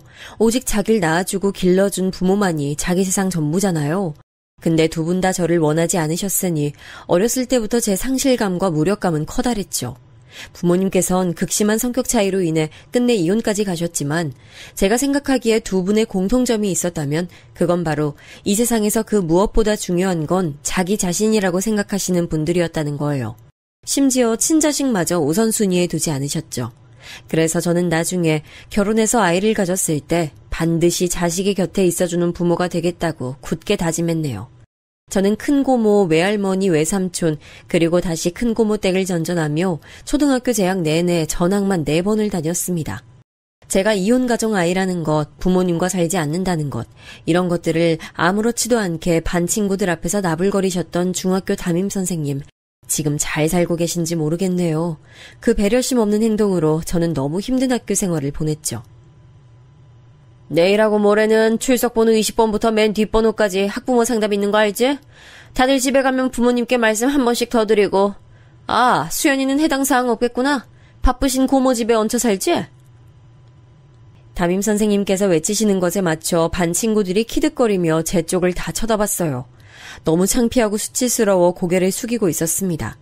한참 후 고개를 슬쩍 들었는데 문득 시선이 느껴져 그 방향을 봤더니 반에서뿐만 아니라 학교 전체에서도 소위 잘 나가는 애로 꼽히는 여자애가 저를 빤히 보고 있었습니다.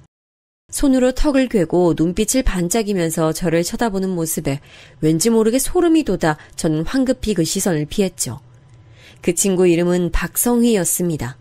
성희는 외모에 관심 많은 친구였고 교실 뒤편에 달린 거울은 그래서 성희와 그 일당들이 늘 독차지하고 있었습니다.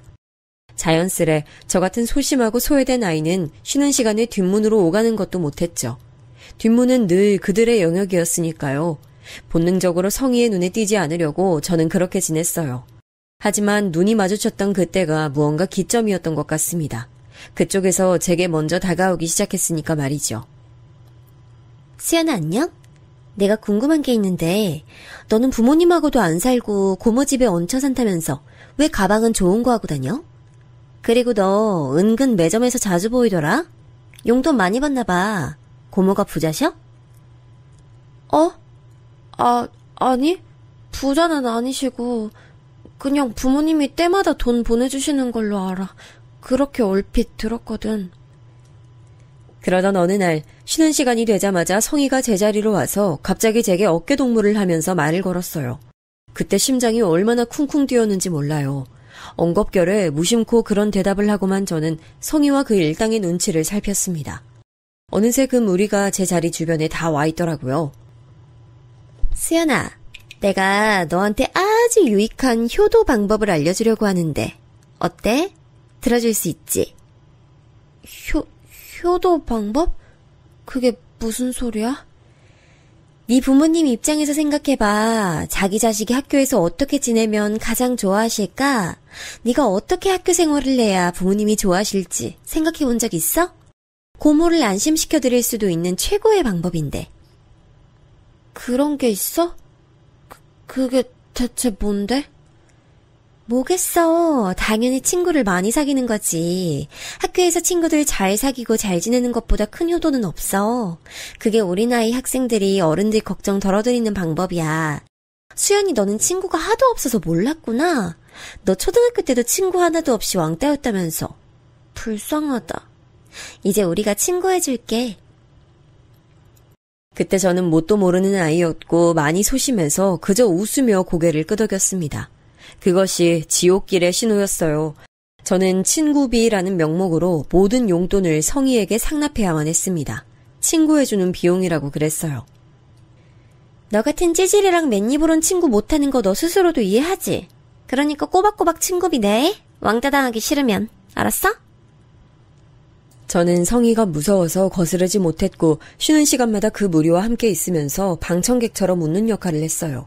죽도록 괴로웠지만 2학년으로 올라갈 때만을 기다리며 버텼습니다. 하지만 제 바람과는 달리 2학년 때 바로 옆반이 된 성희는 제 반 친구들에게 소문을 다 퍼뜨려 놨어요. 제가 공고에 다니는 오빠들 여럿을 한꺼번에 만나고 다니는 물란한 애라고 그런 추잡한 소문을 말이에요. 말도 안 되는 내용이었지만 힘 있는 자의 선동이란 무섭더라고요. 모두가 저를 기피했습니다. 닿으면 안 되는 병균처럼요. 크게 좌절한 저는 성희에게 친구비라는 걸 주지 않기 시작했어요. 용돈이 끊겼다는 핑계였죠. 그랬더니 어느 날 수업이 마치자마자 성희는 자기 패거리와 합세해서 저를 화장실로 끌고 갔습니다. 청소당번들이 질질 끌려온 저를 봤지만 다들 모른 척했어요. 성희가 눈을 부라리는 것에 당번들은 죄다 고개 숙이고 화장실을 나갔죠.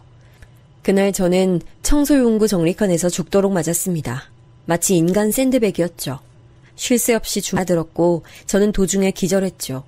사람이 맞다가 정신을 잃으면 그건 엄청난 상황이잖아요. 이건 진짜 크게 잘못될 수도 있는 거잖아요. 그런데 성희는 정말 악랄했습니다. 양동이에다 물을 받아서 그걸 저한테 뿌렸어요. 야, 눈 떠. 당장 정신 안 차리면 너 창 밖으로 던져버린다. 차가운 물에 제가 억지로 눈이 떠졌는데 그러자마자 보인 건 소름 끼치게 무서운 표정으로 낄낄 웃는 성희와 이런 과한 상황에 겁에 질렸음에도 티를 안 내려고 애쓰는 나머지 패거리들의 모습이었습니다. 너 다음에 또 기어오르면 그땐 진짜 네 재산날 되는 거야. 수연아, 난 친구끼리 그러기 싫어. 우리 친구잖아, 그치? 우리의 우정이 영원할 수 있도록 난 제발 네가 협조 좀 해줬으면 좋겠어. 앞으로 믿어도 되지? 다음 주까지 2만 원 준비해오고. 아, 맞다. 너 지난번에 신고 왔던 나이키 운동화, 너 그거 일부러 안 신고 오는 거지? 속 보인다. 머리 굴리지 말고 얌전히 신고 와. 엄마는 재혼을 하셔서 아예 보기 힘든 분이 되셨지만 그나마 아빠는 1년에 한 번 정도 만나고 있었는데요. 그런 아빠가 사주셨던 운동화였어요. 일이 우선이고 스스로가 우선이지만 그래도 자식이라고 챙겨주시는 것 같아서 단지 그것만으로도 저는 너무 감동이고 좋아서 그 운동화가 참 소중했습니다. 그러나 공포 앞에선 별 수 없었네요. 성희는 제가 그걸 신고 온 날 자기 운동화와 제 것을 억지로 바꿨습니다. 왜 하필 발 사이즈가 똑같을까 하는 원망을 하는 게 힘없던 저의 유일한 분노 표출이었습니다. 너무 괴로워서 차라리 죽을까 하는 생각을 했죠. 선생님께 몇 번이고 말씀드렸지만 돌아오는 반응은 늘 비슷했습니다. 저보고 그러시더라고요. 당하는 사람도 뭔가 잘못한 게 있지 않겠냐고. 그 소리 듣자마자 모든 기대를 접었습니다. 2년 내내 괴롭힘 당했던 저는 3학년 때 심지어 성희와 같은 반에 배정됐어요.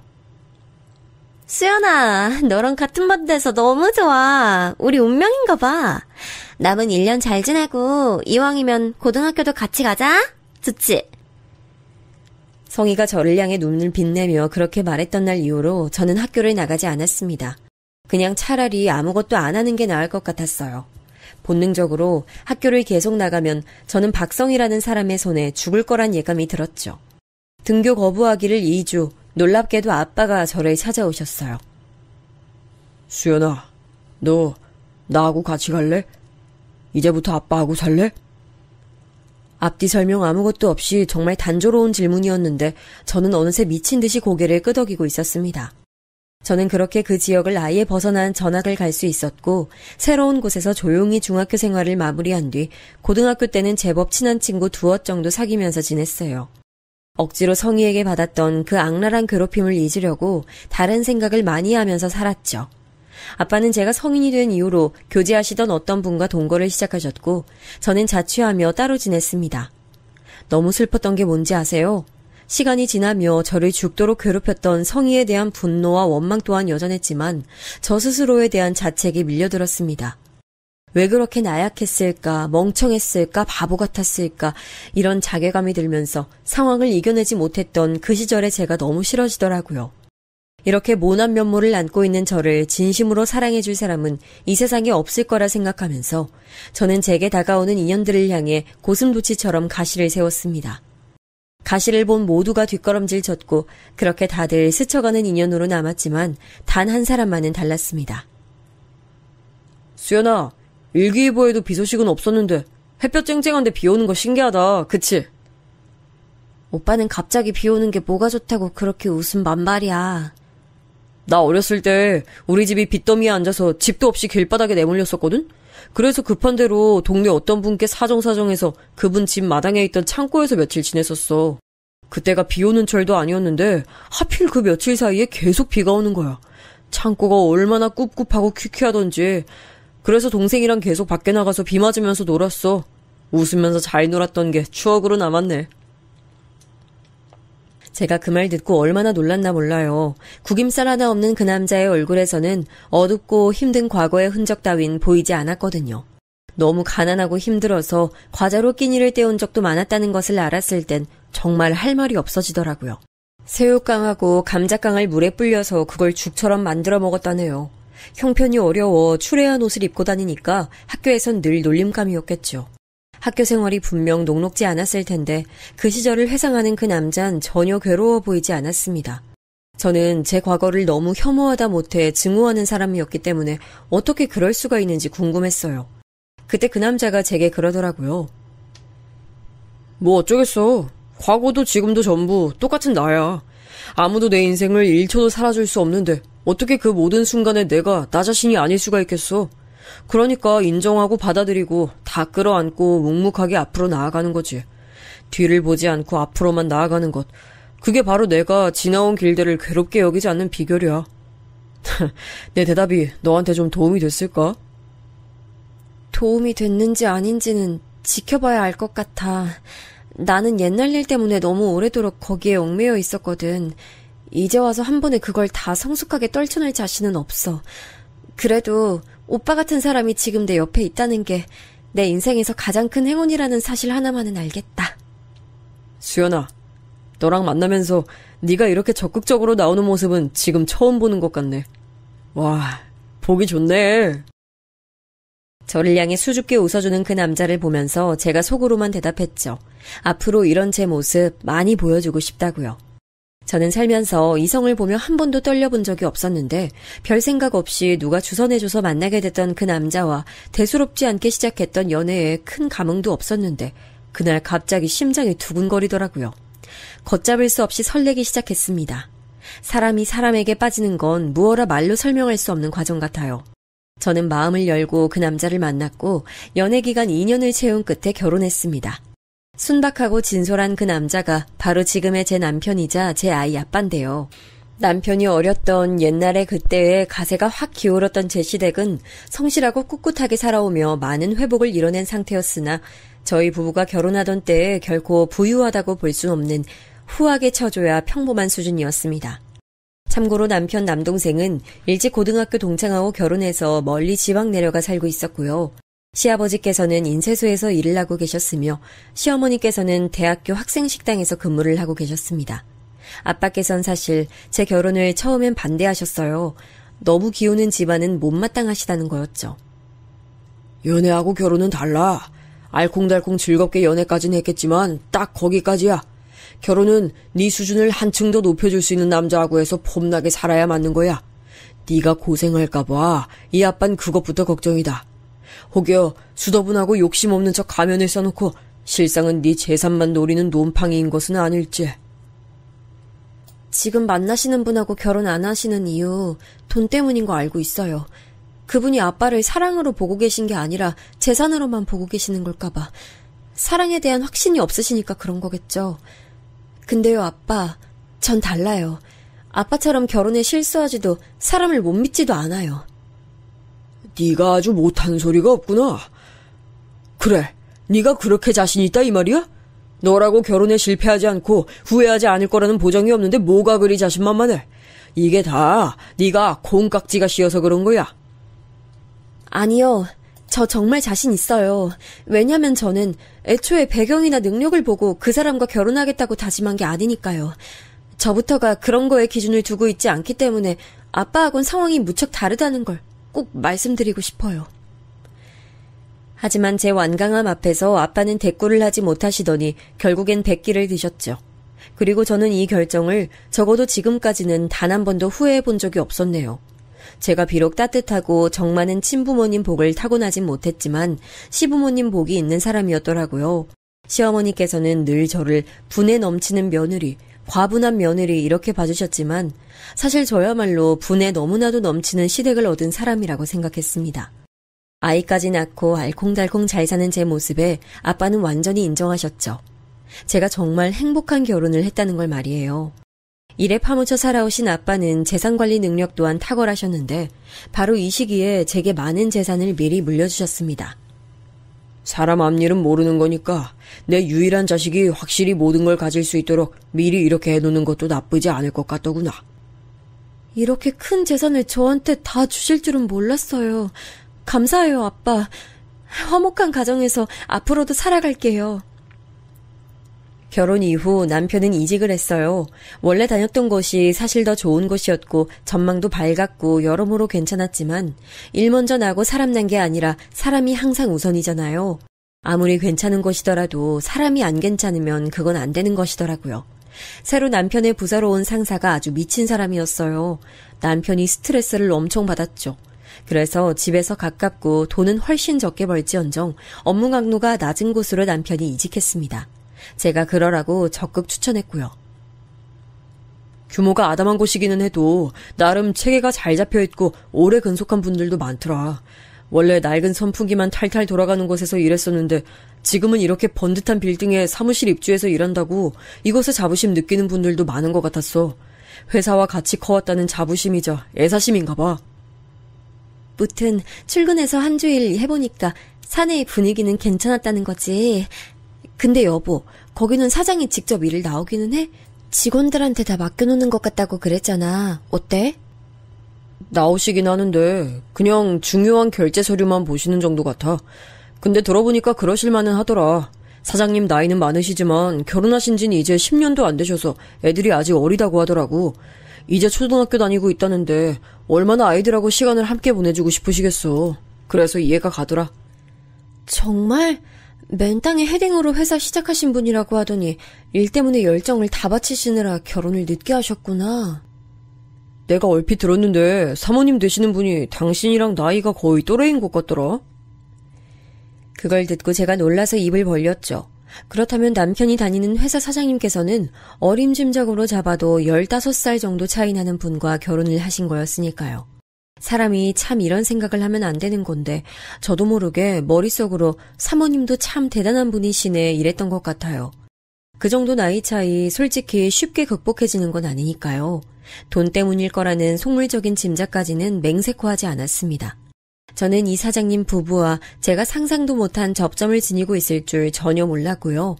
남편이 그 회사에 재직한 지 3개월여가 흘렀을 때였어요. 사장님이 다음 주나 언제 한번 날 잡아서 부부 동반으로 스크린 골프 치고 경치 좋고 음식 잘 나오는 식당 가서 식사하는 거 어떻겠냐고. 사실상 공지를 오늘 하시던데 당신은 이런 거 별로지?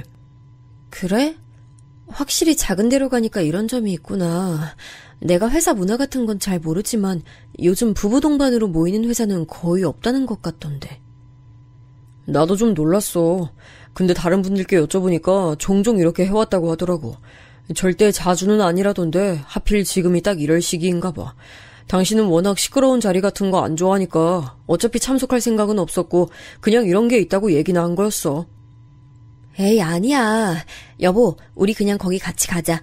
솔직히 그런 자리 안 좋아하는 건 맞는데 여보 말 맞다 나 이런 게 자주 있을 것 같지도 않고 나도 내조의 여왕 흉내나 한번 내보고 싶어서. 제가 잠깐이나마 엄청 고심을 한 끝에 내린 결정이었는데 남편이 은근 반색을 하더라고요. 그래서 간다고 하길 잘했다 싶었네요. 저는 타고난 성정이 그렇기 때문인 것인지 왁자지껄한 공간을 별로 안 좋아합니다. 험난했던 학창시절을 보냈던 탓인지 같은 여자들끼리 여럿이 있는 것도 별로 선호하지 않고요. 여자들끼리 있을 때 그 안의 공기가 예전 그때를 떠올리게 해서 싫거든요. 여자애들 몇 명을 늘 자기 시녀처럼 부리고 다녔던 성희의 모습, 그 뿌리가 여태 제게에 박혀있는 셈이었죠. 제겐 너무나도 완벽한 남편, 고마운 시댁 식구들, 최고로 사랑하는 딸아이, 그리고 세월이 흐를수록 진심으로 가까워지고 있는 아빠까지. 제 인생은 어찌 보자면 회복이었습니다. 더할 나위 없었죠. 가슴 아픈 오점이라면 성희가 잔인하게 내놨던 상처 정도였을 거예요. 그리고 저는 그 장본인을 전혀 생각지 못한 곳에서 마주하게 됐습니다. 솔직히 한 번도 안 궁금해했다면 거짓말이에요. 다만 제가 성희를 떠올리는 것 자체가 제게 손해인 것 같아서 그런 상념마저 누를 때가 많았던 것이죠. 어쩌다 보니 일정의 첫 번째가 점심 식사가 돼서 도착하게 된 풍경 좋은 경기도의 어느 유명한 삼계탕 전문점 앞마당이었습니다. 진입하자마자 운전대를 잡은 남편이 그러더라고요. 사장님이시다. 이제 막 도착해서 내리시나 보네. 옆에는 사모님이시고 우리 주차 바로 하고 인사드리면 되겠다. 사장님은 내가 어떻게 생기신지 알고 있는데 조수석에서 내리시는 저분이 바로 사모님이시구나. 처음 뵙네. 그러게 정말 내 또래이신 것 같은데. 어라? 이상하게 왜 인상이 낯설지가 않지? 왜? 누구 닮은 연예인이라도 떠오르나 봐? 당신 어제 보니까 유튜브로 옛날 드라마 시청하고 있던데 혹시 어제 본 옛날 배우라도 생각났어? 남편이 가볍게 장난스럽게 그냥 던진 말이었어요. 그런데 저는 그 옛날이라는 단어를 딱 듣자마자 뇌리에 강렬한 깨달음이 꽂혔습니다. 제가 결코 잊을래야 잊을 수가 없는 아픈 기억 속 그 인물과 저 사모님이란 분이 너무나도 닮아있다는 걸 알게 됐죠. 그때까지만 해도 설마 하는 마음이 더 컸어요. 사장님 내외가 예상외로 곧장 식당 안으로 들어가시는 바람에 즉각 확인할 수 없었기에 더욱 그랬고요. 저는 옛날에 제게 악몽을 선사해주었던 인물을 간만에 너무나도 선연히 떠올렸다는 것만으로도 기분이 확 가라앉았고 식당 안에 들어서면서 남편에게는 잠시 화장실에 들렀다가 자리로 가겠다고 했습니다. 들끓은 마음을 정비하고 나서 자리로 가고 싶더라고요. 그런데 이게 웬일인가요? 원수는 외나무 다리에서 만난다고 하더니 화장실로 가는 길목에서 제가 딱 상대를 마주치고 만 거예요. 가까이에서 정면으로 보니까 느낌이 오더라고요. 사모님이라는 사람, 제가 아는 박성희가 맞았습니다. 그런데 그쪽에서 제게 먼저 말을 걸어오더군요. 저 혹시 감원중학교 나온 김수연? 내가 그 학교를 다니긴 했지만 나왔다고 할 순 없지. 왜냐하면 졸업하기 전에 전학을 갔으니까. 바로 누구씨 덕분에 말이야. 오랜만이다, 박성희. 와, 너 진짜 김수연이야? 긴가민가 했는데 맞구나. 대박이다. 너 완전 용됐네? 맨날 눈치만 발발거리면서 보고 다니더니 이젠 제법 그럴싸한 옷에 가방을 다 들고 다니잖아. 세월이 참 대단해. 사람을 이렇게 바꿔놓네. 야, 만나서 반갑다. 나한테 먼저 아는 척을 하고 반갑다 그러고.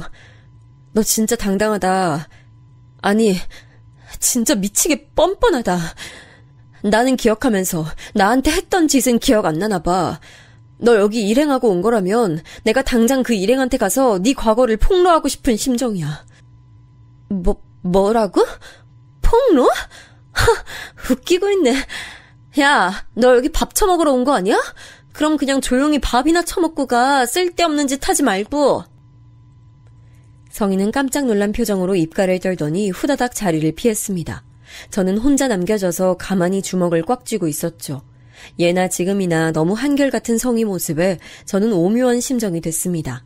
생각을 차분하게 정리하며 일부러 느긋하게 화장실을 갔다가 자리로 향했습니다. 보니까 저를 제외한 모임 일원들이 다 자리에 있더라고요. 상석의 사장님 그리고 성희가 있었죠. 남편이 저를 발견하기 전에 성희가 먼저 저를 쳐다봤습니다. 그러더니 많이 놀랐는지 눈이 휘둥그레지더군요. 저는 속으로만 피식 웃으면서 겉으로는 해사하고 순한 미소를 지으며 사장님을 비롯한 다른 분들에게 인사를 건넸습니다. 남편이 저를 소개하고 있는 와중 성희가 눈을 반짝 빛내며 입을 실룩거리더라고요. 마치 옛날 그때처럼 저를 먹잇감 보듯 했던 옛 순간과 겹쳐 보이는 성희 눈빛에 저는 속에서 고요한 분노가 끓어올랐죠. 아, 이때 생각했어요. 이건 하늘이 준 기회로구나. 어머, 신기하다. 최 대리님 부인이 바로 수연이었어요. 저 수연이하고 중학교 동창인데 좀 아까 화장실 앞에서도 마주쳤는데 짧게 인사만 해서 아쉬웠거든요. 예? 정말요? 아니, 당신 이거 진짜야? 사모님하고 아는 사이야? 성희의 발언에 그 자리에 있는 모두가 놀랐죠. 물론 제 옆에 있는 남편이 가장 놀란 눈치였고요. 저는 그런 남편을 향해 끄덕이면서 테이블 아래로 손을 내려 가만히 남편의 손을 잡았습니다. 저와 성희의 인연에 사장님께서는 고무되셨는지 갑자기 신이 나서 옛날 이야기를 떠들기 시작하셨고 모두가 장단을 맞춰드리기 위해 그쪽에 집중하고 있을 때 저는 성희와 불꽃 튀는 시선을 주고받았습니다. 성희가 저를 향해 아주 작은 목소리로 전해오더라고요. 너 아까 뭐라고 그랬더라? 뭘 폭로하겠다고? 웃기고 있네. 야, 너 앞으로 나한테 잘 보여야 될 텐데. 아까 무례한 태도는 어떻게 만회할 거야? 성희야, 지금 네가 무슨 개소리를 하는 건지 난 이해가 안 돼. 뭐? 야, 너 아직 상황 파악 안 돼? 대가리 안 돌아가? 네 남편 승진시키고 싶으면 눈치껏 내 앞에서 기어야 될 텐데. 그때까지 성희는 아주 자신만만했을 거예요. 아주 오랜만에 우연히 마주친 저라는 존재가 과거 폭로를 운운해서 심장이 덜컥 내려앉았는데 마침 제가 또 남편 회사에 다니는 사람의 와이프라니 얼마나 웃음이 났을까요? 단숨에 전세 역전, 기세 등등할 만한 상황이었죠. 하지만 최후에 웃는 사람은 저였습니다. 저는 정말 소리를 크게 내어 웃어버렸어요. 당신의 옛날 얘기를 신나게 늘어놓으시던 사장님은 물론이고 모두가 저를 깜짝 놀란 눈으로 쳐다봤죠. 야, 성희야, 너 정말 웃긴다. 내가 우리 남편 승진시키고 싶으면 너한테 기어야 된다고? 무슨 그런 농담을 그렇게 해. 너 원래 이렇게 개그를 잘 치는 애였어? 중학교 때는 패거리 만들어서 나 같은 애들이나 괴롭히고 다니고 심심하면 사고치고 공부는 뒷전이라 외모에만 관심 있어서 맨날 실핀으로 딱풀 발라다가 쌍꺼풀이나 만들고 네가 그러던 애였지 딱히 재미있는 애는 아니었는데. 수연아, 갑자기 얘가 더위를 먹었나? 별소리를 다 하네? 너 왜 이래? 왜? 네 기억 속에 나는 네가 주동하는 끔찍한 괴롭힘 앞에서 무력하게 조아리던 나약한 애였는데 지금 이렇게 말을 너무 잘하니까 어이가 없어? 안 믿겨져? 아까 네가 나한테 말한 대로 아무래도 내가 용됐나 봐. 과거에 비해선 지금이 훨씬 낫지. 근데 너도 옛날보다 지금이 훨씬 더 나아. 너 쌍수했지? 자연스럽게 잘 됐다. 근데 너 코 수술한 것 같은데 혹시 쌍꺼풀 수술할 때 같이 했어? 패키지 할인 받았는지 궁금한데 정보 좀 공유해줘. 제 신랄한 말이 끝나기가 무섭게 챙그랑 소리와 함께 사장님께서 쥐고 계셨던 수저를 놓치시면서 그게 그릇에 부딪히는 시끄러운 소리가 났어요. 표정을 보니 무척 당황하셨더라고요. 거의 충격에 빠지신 표정으로 저와 성희를 번갈아 쳐다보고 계셨어요. 다른 내외분들도 전부 경악해 말문이 막히신 상태였죠. 전부 다 어안이 벙벙해 계시더라고요. 침묵을 가른 사장님께서 얼굴이 벌개진 채로 성희에게 물으셨어요. 이게 대체 무슨 상황이야? 당신 옛날에 큰 잘못이라도 저질렀어? 아니에요. 잘못은 무슨, 학교 다니면서 그냥 친구들하고 한 번씩 일으킬 수 있는 트러블 정도였지. 수연이 제가 지금 자기는 대리 와이프인데 나는 사장 와이프라 사모님 소리 듣고 산다고 보통 질투하는 게 아니네요. 수연아, 너 진짜 어렸을 때 그 버릇 못 고쳤구나.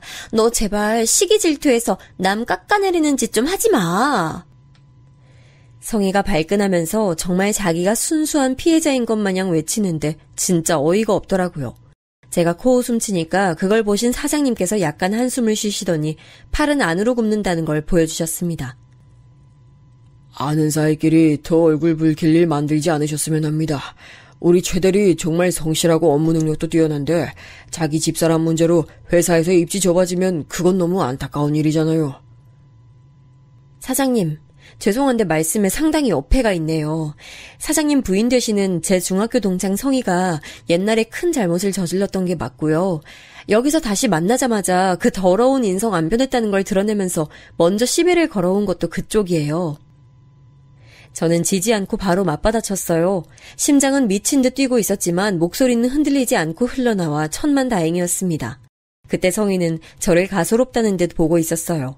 자기 쪽이 무조건 갑이라고 생각하고 있었으니까요. 이렇게 중얼거리더라고요. 자기 남편 회사 잘리게 하고 싶어서 환장했나? 앞뒤 분간도 할 줄 모르네? 그 소리를 듣자마자 핸드백에서 지갑을 꺼낸 저는 명함 하나를 바로 찾아냈습니다. 그리고 그걸 사장님 앞으로 툭 던졌어요. 반질거리는 명함을 의문스럽게 쳐다보시던 사장님께서는 이내 더욱 짙은 의문에 휩싸이신 눈으로 저를 쳐다보셨죠. 이건 제가 잘 아는 공인중개사 사장님 명함인데 저하고 막역하게 아는 이분의 명함을 어떻게 갖고 계시는지. 지금 빌딩 들어오실 때도 거기 사장님 통해서 소개받고 들어오셨잖아요. 다 알아요. 그걸 최대리 와이프가 어떻게 아십니까? 아니, 애초에 여기 사장님은 일반적인 부동산 거래는 거의 안 하시는 분이라 최대리 와이프 같은 분이 명함을 가지고 계실 리가 없는데. 사장님, 모르시겠어요? 저의 대리인 통해서 계약을 진행하셨다지만 그래도 제 인적사항은 확인하셨었으니 아실 텐데요. 빌딩 소유주 젊은 여자라는 거 알고 계셨죠? 잠깐만. 설마 그럼 최대리 와이프가 내가 최고로 잘 보여야 하는 바로 그 건물주? 혼비백산에서 외치신 사장님께서는 제가 미약하게 끄덕이는 것을 보시더니 그 즉시 그 자리에서 기립하셨습니다. 그 바람에 젓가락이 바닥에 떨어졌는데 조금도 개의치 않으시고 저에게 90도로 인사부터 하시더군요. 거의 식은땀을 흘리시는 모양새로 주절거리셨어요. 아이고, 이렇게 인사를 드렸어야 했는데 몰라 뵙고 대단한 신뢰를 범했습니다. 아니 세상에 어떻게 최 대리는 이런 엄청난 아내를 걷고도 일을 다니나? 도저히 이 사실이 믿기지가 않는데. 애초에 제 건물이니까 제가 아는 회사니까 제 남편 보고 여기 어떠냐고 추천해줘서 입사했던 거예요. 그리고 제 남편은 배우자 능력과 상관없이 본인 길을 갈고 닦아나가는 사람이라서요. 오로지 배우자 능력에 기대어 빌부터 살아가려는 사람은 절대 이해할 수 없는 영역이죠. 저는 사장님을 향해 덤덤히 대꾸하며 성희 쪽을 눈짓했습니다. 아직 상황 파악이 오롯이 안 됐는지 멍청하게 두리번거리며 다른 사람들의 놀란 반응이나 살피고 있더라고요. 저는 그런 성희를 쳐다보며 사장님께 말씀드렸어요. 제가 그 빌딩 소유주인 건 사장님께서 회사 일에 관심 가지시고 서류 하나만 확인하시면 드러날 일이고요. 지금은 우선 선행되어야 하는 게 있지 않나요? 사장님, 제가 성희한테 이 자리에서 사과를 받아야 한다는 것에 대해 어떻게 생각하세요? 당연히 찬성입니다. 예, 되고 말고요. 당신 아직도 엉덩이 붙이고 앉아 있었어? 지금 제정신이야? 벌떡 일어나서 이분께 사죄 인사부터 올려. 사장님께서는 순식간에 목에 핏대까지 세우며 외치셨고 깜짝 놀란 성희가 거의 반사적으로 자리에서 일어났어요. 그랬다 울컥했는지 금세 눈시울을 붉히더군요. 이건 진짜 말도 안 돼. 어떻게 이런 일이 다 있어? 건물주가 젊은 여자라고만 알고 있었는데 정말 부러운 여자라고 속으로 그렇게나 생각했었는데 그게 너였다고? 왜 세상은 나를 이렇게 힘들게 하는 거야? 당신 헛소리 늘어놓지 말고 얼른 무조건 잘못했다 빌기나 해. 뭐라고요? 여보, 지금 모두가 보는 앞에서 날 이렇게까지 망신줘야 꼭 그 속이 편히 풀리는 거예요? 아니 항상 왜 이렇게 사람이 권위적이고 제멋대로 해요? 시끄러워. 이분이 지금 건물주님이라고 하시잖아. 당신 지금 상황 파악이 안 되는 거야? 저한테 했던 그 말, 자기 남편에게 고스란히 돌려받은 성희의 귀가 새빨개졌습니다. 양손 주먹을 불끈 쥐고 몸을 덜덜 떠는 채로 성희는 저를 향해 어렵사리 입을 뗐죠. 미안해. 내가 잘못했어, 수연아. 정말 진심이야. 뭘 잘못했는데? 뭐가 미안한데? 앞뒤 잘라맞고 얘기하니까 전혀 못 알아듣겠는데? 중학교 때 너 괴롭혔던 거, 왕따 시키고 못 살게 굴었던 거 정말 미안해. 인정하는 거야? 네가 얼마나 악독하고 끔찍한 괴물이었는지를? 솔직히 난 너 같은 건 애 낳아서 키우면 안 된다 생각해. 괴물은 결국 괴물을 길러낼 테니까. 저는 남편을 향해 눈짓했고 저희 부부는 거의 동시에 자리에서 일어났습니다. 사장님께서 무척 애처롭고 다급하게 쳐다보고 계셨는데 그에 반해 성희는 엄청 긴장한 표정이었네요. 살다 살다 박성희의 저런 얼굴을 다 보다니 신기하면서도 왠지 후련했네요. 네가 뭐라고 하든 다 받아줄게. 다 내 잘못이니까. 그러니까 제발 내 사과만 좀 받아주면 안 될까? 수연아, 그렇게 해줄 거지? 넌 옛날보다 정말 심성 여리고 착한 애였잖아. 성희야, 내가 살면서 생각을 좀 해봤는데 바로 그랬기 때문에 내가 너 같은 것들의 표적이 된 건 아니었나 싶더라. 심성 여리고 착한 거 나 이제 별로 하고 싶지가 않아. 허리 꼿꼿하고 무릎 반듯한 사과 따위 진심도 안 느껴지는데 이걸 받아주면 그야말로 나는 호구가 되는 것 같고 무튼 내키지 않네. 제 말이 떨어지긴 무섭게 사장님께서 성희에게 눈총을 쏘아댔어요. 무언의 압박이었죠. 그걸 보며 저는 저 부부는 상하관계가 아주 명확하다는 생각을 했네요. 성희는 황급히 제 앞으로 와서 털썩 무릎을 꿇었습니다. 모두가 지켜보고 있는 가운데 성희는 무릎을 꿇고 머리까지 조아렸어요. 정말 진심으로 사과할게. 미안해. 지난 내 과거 잘못들 반성하고 있어. 용서해줘. 사과 잘 봤어. 그럼 난 이만 가볼게. 남편하고 얼른 다른 거 먹으러 가고 싶거든. 그래? 그럼 내 사과는 받아주는 거야? 그런 거지? 내가 미쳤니? 그럴 리가 없잖아. 뭐야? 그럼 대체 사과는 왜 시킨 거야? 받아줄 것도 아니면서. 너 지금 인생 잘 나간다고 나 이렇게 무참히 짓밟는 거야? 뭐야? 왜 이러는 건데? 흥분하지 마. 고작 이런 거에 이유를 붙여야 하는 바로 그 이유를 난 모르겠어. 너는 나 죽도록 괴롭힐 때 매번 거창한 이유와 사명감을 가지고 그랬었어? 아니잖아. 그냥 네 잔인한 본성을 따른 재미였잖아. 지금의 나도 마찬가지야. 그럼 이해되지? 완벽하게 넋이 나가버린 성희의 얼굴을 보며 승리의 미소를 지은 뒤 남편과 함께 그곳을 벗어났습니다. 차를 타고 다른 식당으로 향하며 남편에게 이런저런 옛날 이야기를 다 해줬어요. 제가 스스로 성희와의 재회 상황을 정리할 수 있도록 나서지 않고 잠자코 있어준 남편에게 고마웠습니다. 남편은 금세 제 의도를 그 상황에서 읽은 것이죠. 이런 남자를 만나 가정을 꾸린 것에 또 한 번 하늘에 감사했네요. 남편은 이 기묘한 관계가 얽힌 회사를 계속 다닐지 말지 고민했지만 저를 위해서 출근했습니다. 내가 보란듯이 다녀줘야 사장님 내외가 마음이 불편하지 않겠어? 내가 계속 회사를 다니는 것만으로도 내 생각에 그 두 사람은 다툴 거리가 계속 생겨나서 분열할 게 틀림없지. 그리고 놀랍게도 남편 예언은 적중했어요. 왜냐하면 그때 그 부부 동반 모임 자리에 다른 직원들도 많이 있어서 그 후로 회사에서 저와 성희 일을 모르는 사람은 아무도 없게 됐는데요. 공교롭게도 2달 사이에 3명이나 퇴사를 했어요. 규모가 작은 회사에서는 큰 이탈이었죠. 퇴사 사유를 정확히는 몰라도 하필 그런 사건을 겪은 뒤였으니 사장님께선 많이 예민하셨나 봅니다. 그놈의 여편네 때문에 다들 애사심이 떨어져서 그만두는 게 틀림없어. 이 머리도 안 좋고 집안도 볼품없는 여편네 따위. 내가 나이 좀 어리고 생긴 거 반반해서 결혼했더니만 추악한 과거에다가 성형까지. 자연이라고 속인 것도 괘씸하네. 어쩐지 애들이 쌍꺼풀이 없더라. 사장님이 탕비실에 들어가 혼잣말을 하시며 분통 터뜨리시는 걸 남편 포함한 다른 직원들이 직접 목격했습니다. 뒤숭숭한 회사 분위기 속에서 남편은 결국 퇴사를 결심했는데요. 솔직히 저는 계약만 끝나면 이제 쫓아내겠다고 그렇게 사장님께 통보할 작정이었어요. 그런데 계약 만료 전에 그 회사가 나가버렸습니다. 왜냐하면 회사 규모가 너무나도 작아졌기 때문에 더 이상 이런 사무실은 사치였거든요. 성희하고 부부싸움을 그렇게 하시는 것 같더니 이혼 얘기가 오가면서 아이들 양육권 문제로 사장님이 골머리를 앓으셨나 봐요. 회사 운영을 잠시 손 놓아 버리셨는데 이때 이런저런 일이 다 터지면서 회사가 확 어렵게 됐나 봐요. 저는 어느 날 모르는 번호로 전화 한 통을 받았는데 혼이 빠진 건지 횡설수설하는 목소리의 주인공 성희였습니다. 네가 나 좀 용서해주면 안 될까? 수연아, 아니지. 사모님, 제가 정말 잘못했어요. 저 지금 몇 달째 애들 아빠하고 미친 듯이 싸우느라 꼴도 말이 아니고요. 저는 법 같은 거 알지도 못하는데 자꾸 그쪽에서 소송을 건다느니 만다느니 하니까 무서워 죽겠고 이러다가 이혼당하고 애들까지 뺏길 것 같아서 저 진짜 이악 물고 버티는 중이에요. 저라고 나이 많은 남자 환장하게 좋아서 이러는 줄 아세요? 애 아빠고 저한텐 돈줄이자 동아줄이니까 이러는 거예요. 현실적인 문제로 간절하다고요. 도대체 상황을 어디서부터 풀어야 할지 모르겠는데 사모님께서 도와주시면 해결될 거라는 믿음이 있어요. 제발 저 용서해 주시고 그걸 좀 애들 아빠한테 전해주시겠어요? 글쎄, 생각해보고 답해줄게. 네가 너무 간절하고 제정신 아닌 것 같아서 들어주는 거야. 정말 고마워 수연아. 아니지 사모님 감사합니다.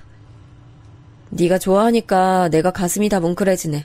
답변은 한 20년 정도? 그쯤 걸릴 테니까 20년 정도만 기다려줘. 괜찮지? 무슨 말이야? 20년? 야, 너 지금 장난해? 왜? 너 때문에 고통스러운 기억 안고 살아야 됐던 내 세월 생각하면 그 정도 계산은 타당하다고 보는데. 싫은 말아. 강요 안 해. 홀가분하게 전화를 끊었고 그게 성희와 마지막 대화였네요. 끝내 사장님과 이혼하지는 않았다고 들었어요. 제법 부유하게 살았던 생활은 끝이 났고 먼 지방으로 내려가 공장 딸린 사무실에서 다시 시작하게 된 것이 마지막 근황이었고요. 저는 새롭게 작은 직장에 들어가 일 다니는 남편 뒷바라지하면서 아이와 시간 보내는 것을 중요하게 여기며 또 프리랜서로 작업하고 있는 제 일에 의욕을 가지고 그렇게 지내고 있습니다.